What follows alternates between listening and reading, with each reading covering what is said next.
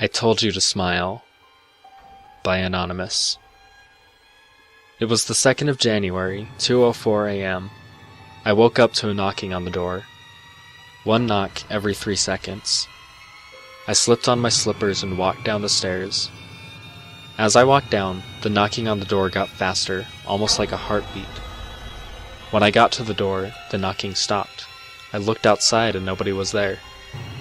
I went back up to my room and went back to bed, thinking it was just some kids playing a prank. At 4:21 a.m., I woke up to the front door slamming shut. I jumped, terrified. I looked over at my frosted window to find "Smile" written all over it in the frost.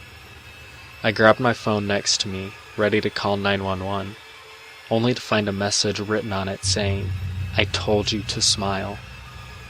I cried and ran for my life, running outside. As soon as I got outside, I knocked on my neighbor's house across the road. They answered and held me while I sobbed. They phoned the police. At exactly 4:52, the police came to my neighbor's house after an extensive search of my house. They told me there had been no evidence at all of anyone in my house other than me. The messages on the window were gone, same with my phone. They told me to get some sleep and advised me to see the doctor about stress and anxiety problems. Screw that. I knew what happened to me was real. The following evening, after spending the day at my neighbor's, I went home. I went up to my bedroom and set up a camera. It was aimed at my bedroom door and my bed. I set it to record and went to sleep. Thankfully, I slept through the night. However, as I watched the footage, I couldn't believe what I saw. At 3 in the morning, something crawled out from under my bed. It was a completely naked, anorexic man. He stood up and looked at me on the bed. He did so for another hour, not moving at all. Then he moved.